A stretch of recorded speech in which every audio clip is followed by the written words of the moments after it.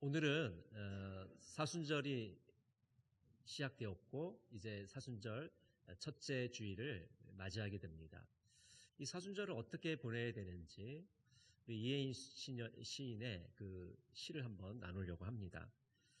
사랑과 침묵과 기도의 사순절에 주님, 제가 좀 더 사랑하지 못하였기에 십자가 앞에서 사랑을 새롭히는 사순절이 되면 닦아야 할 유리창이 많은 듯 제 마음도 조금씩 바빠집니다.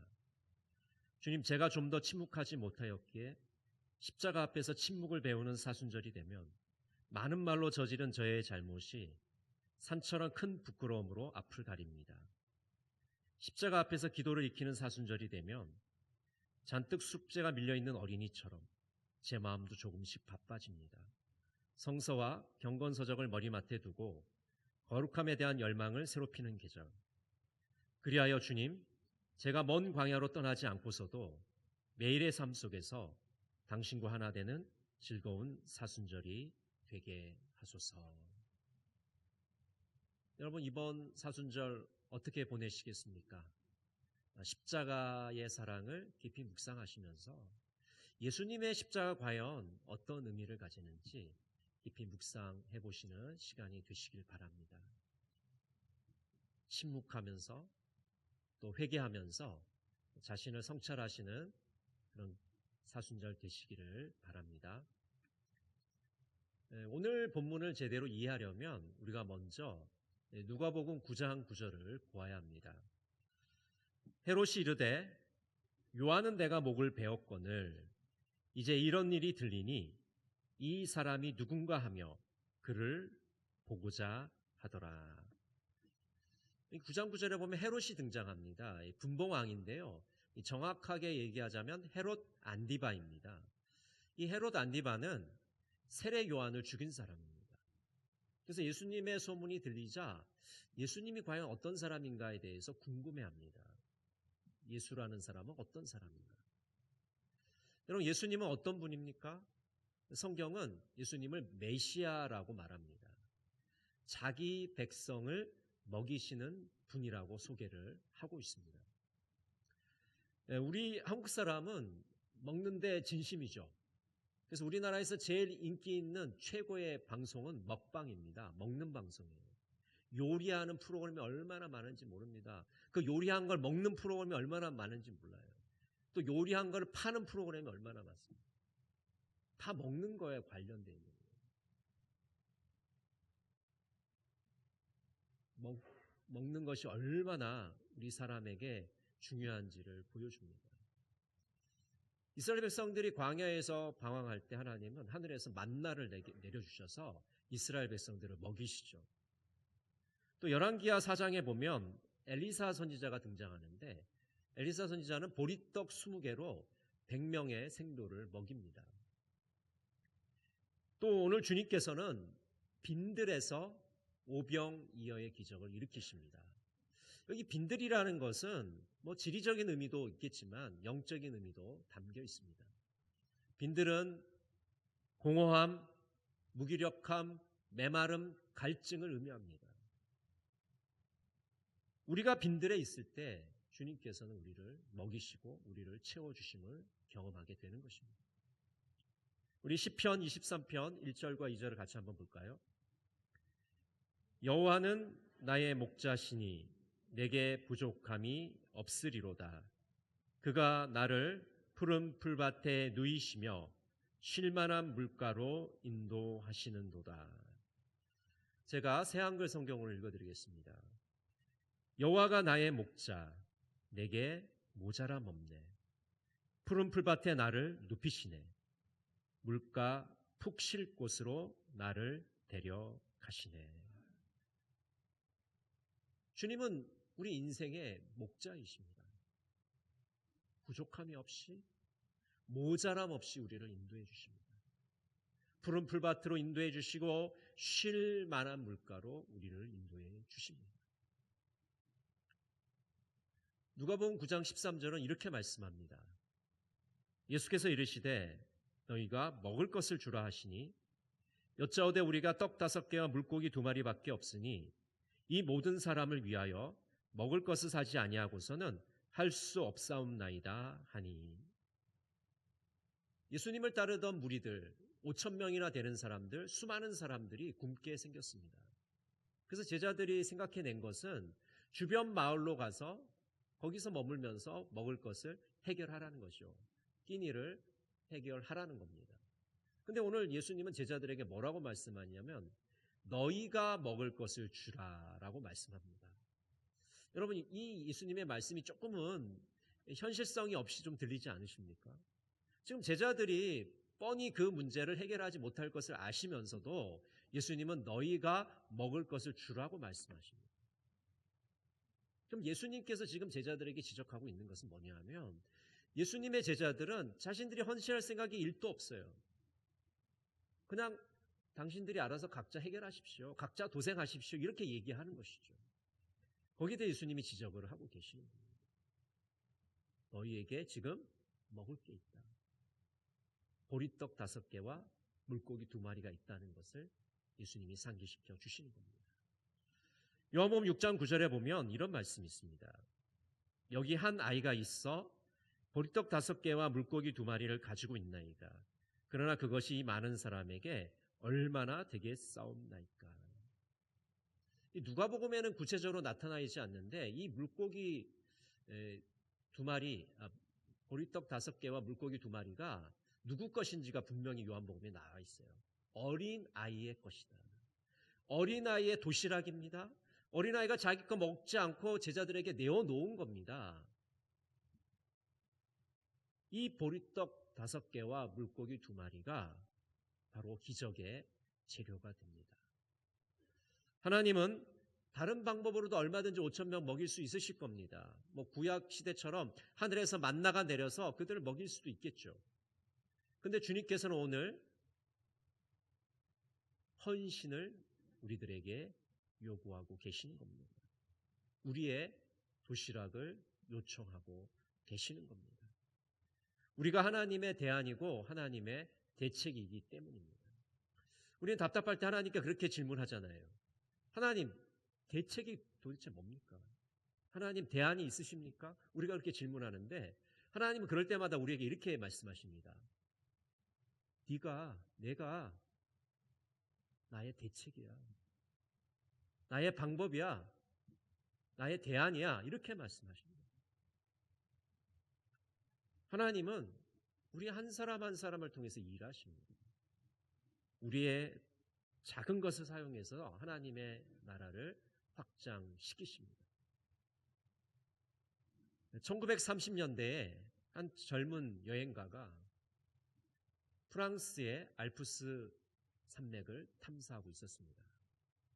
그리고 어느 황무지에 이르게 되었어요.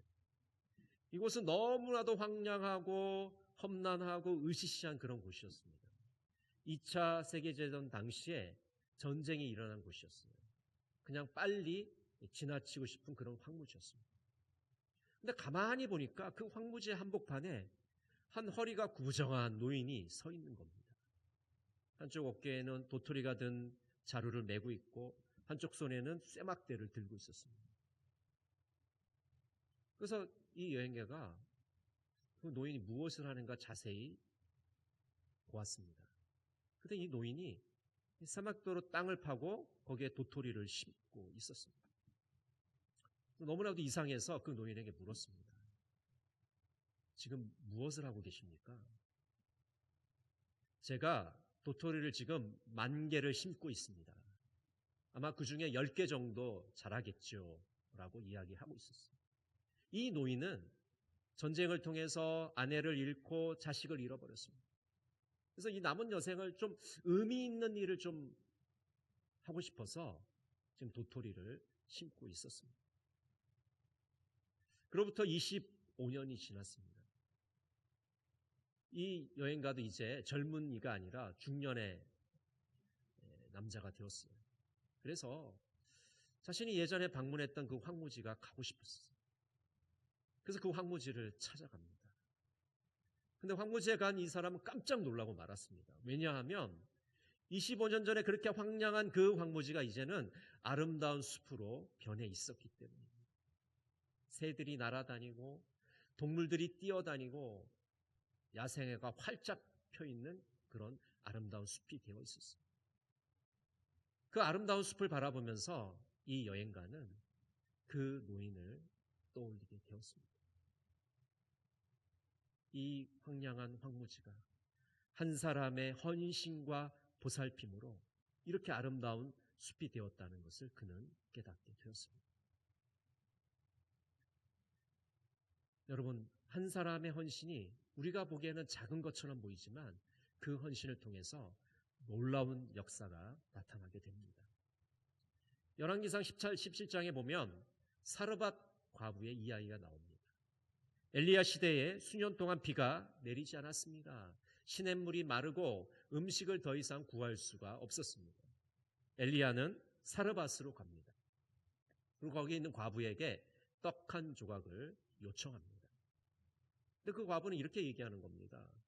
지금 우리 아이와 마지막 남은 이 밀가루 조금과 기름을 가지고 이 떡을 먹고 제가 마치려고 합니다. 그러니까 이 엘리야가 두려워 말고 떡 한 족을 만들어 가지고 나에게로 와라. 가뭄이 끝날 때까지 기름통에 기름이 떨어지지 않고 밀가루가 떨어지지 않을 것이다. 이렇게 예언을 합니다. 그 과부가 떡 한 족을 만들어서 엘리야에게 가져왔을 때 그 이후로 기름이 떨어지지 않고 밀가루가 떨어지지 않는 역사가 일어나게 됩니다.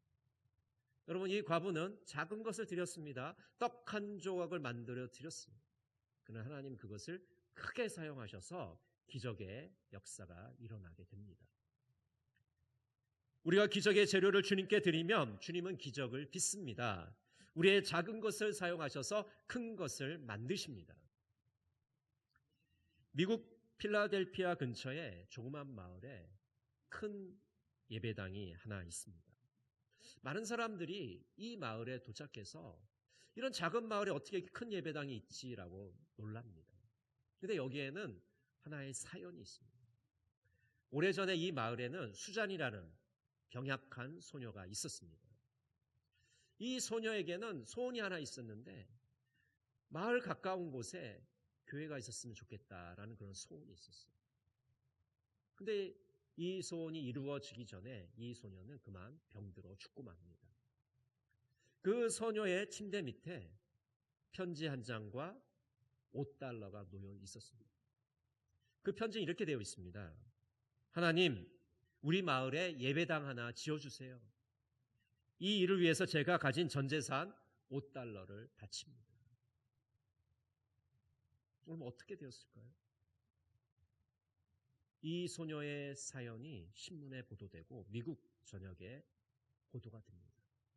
그래서 각지에서 헌금이 밀려 들어오기 시작해요. 그래서 아름다운 예배당을 봉헌을 하게 되었습니다. 소녀의 헌금 $5가 기적의 재료가 되어서 아름다운 예배당을 올려드리게 된 것입니다. 여러분, 하나님은 우리의 기적의 재료를 사용하셔서 기적의 풍성함으로 우리를 이끄십니다.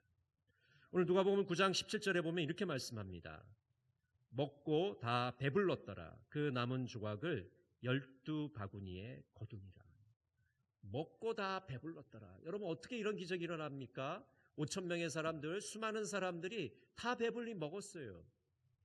지금처럼 무슨 뷔페가 있는 것도 아니고 무슨 편의점이 있는 것도 아닌데 이런 일들이 일어나게 됩니다. 그리고 심지어는 12조각이 남아서 광주리에 담고 있지 않습니까? 주님께서는 배고픔에서 풍성함으로 이끄십니다. 빈들에서 푸른 초장으로 인도하십니다. 우리들의 일상에서 기적의 현장으로 이끌고 계시는 겁니다. 어느 멕시코 원주민이 해변에서 파도에 밀려 들어온 불가사리들을 바닷속으로 되돌려주고 있었습니다. 한 번에 한 마리씩 집어서 바닷속으로 던져주고 있었습니다. 지나가는 사람이 그 모습을 보고 이렇게 얘기합니다. 지금 무엇을 하고 있습니까? 지금 썰물이 밀려 들어와서 이 불가사리들이 지금 해변에 있는데 이 불가사리들을 만약 바닷속으로 던져주지 않으면 해변에서 그냥 말라 죽을 겁니다. 그래서 지나가는 사람이 이렇게 얘기해요. 지금 이 해변에 수천 마리의 불가사리들이 있는데 당신이 지금 이거 하나 물속에 집어넣는다고 무슨 일이 일어나겠느냐. 그리고 이 멕시코에는 수백 개의 해변이 있는데 그 한 마리 바닷속에 집어넣는 거 무슨 차이가 있겠느냐. 무슨 의미가 있겠느냐. 그렇게 얘기합니다. 그러자 이 멕시코 원주민이 웃으면서 불가사리 한 마리를 집어서 바닷속으로 던지면서 이렇게 얘기합니다. 지금 이 한 마리에게는 차이가 있을 겁니다. 이 한 마리에게는 의미가 있을 겁니다. 여러분, 이 한 사람이 수많은 불가사리들 구할 수가 없어요. 그러나 한 마리는, 최소한 한 마리는 구할 수 있을 겁니다. 한 사람의 가치가 얼마나 소중한지를 우리에게 보여주는 이야기입니다. 한 어린이의 작은 도시락이 기적의 재료가 됩니다. 한 어린이의 헌신이 많은 사람을 배고픔에서 구할 수 있었습니다. 우리의 작은 도시락을 주님께 내어드려야 됩니다. 감리교회 창시자 존 웨슬리 이렇게 말합니다. 제 외에는 아무것도 무서워하지 않고 하나님 외에는 아무것도 바라지 않는 사람 100명을 내게 달라. 그들이 목사건 평신도건 상관없다. 그들만이 지옥의 문을 흔들고 이 땅에 천국을 세울 것이다. 여러분, 지옥 문을 흔드는 사람, 천국을 세우는 사람들은 많은 사람이 필요 없습니다. 헌신된 사람이 있으면 그것이 가능한 겁니다. 하나님이 지금 우리에게 찾으시는 것은 헌신된 사람을 찾으시는 거지, 오합지졸을 찾으시는 게 아닙니다. 주님의 제자들을 찾고 계십니다. 헌신된 한 사람을 찾고 계시는 겁니다. 나의 작은 것을 드릴 때 크게 사용하십니다. 내게 있는 것을 드릴 때 의미 있게 사용하십니다. 여러분, 하나님이 우리를 부르실 때 우리는 뭐라고 대답합니까? 많은 사람들이 그렇게 반응하잖아요. 아유, 내가 시간이 많으면 이 일을 할 텐데 시간이 지금 너무 없어. 내가 물질이 많으면 이거 할 텐데 내가 물질이 없어요. 제가 건강이 좋으면 뭔가 할 텐데 너무 아파가지고 아무것도 못합니다.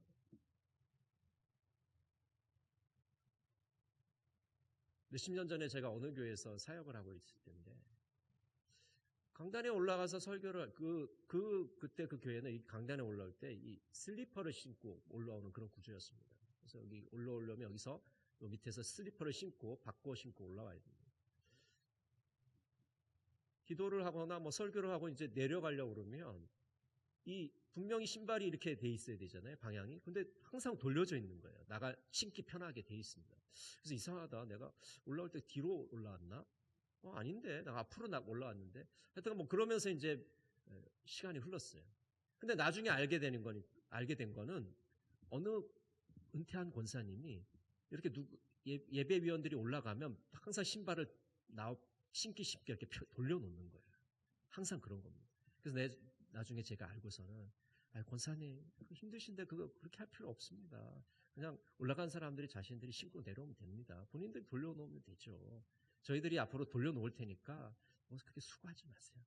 근데 권사님 뭐라고 그러시냐면 목사님 이게 제 일이에요. 제 일. 제가 유일하게 봉사할 수 있는 거예요. 지금 나이도 많고 힘들어서 다른 일 못해요. 제가 할 수 있는 이거 할 수 있도록 해주세요. 제가 그 권사님 말씀을 듣고 깨달은 바가 있습니다.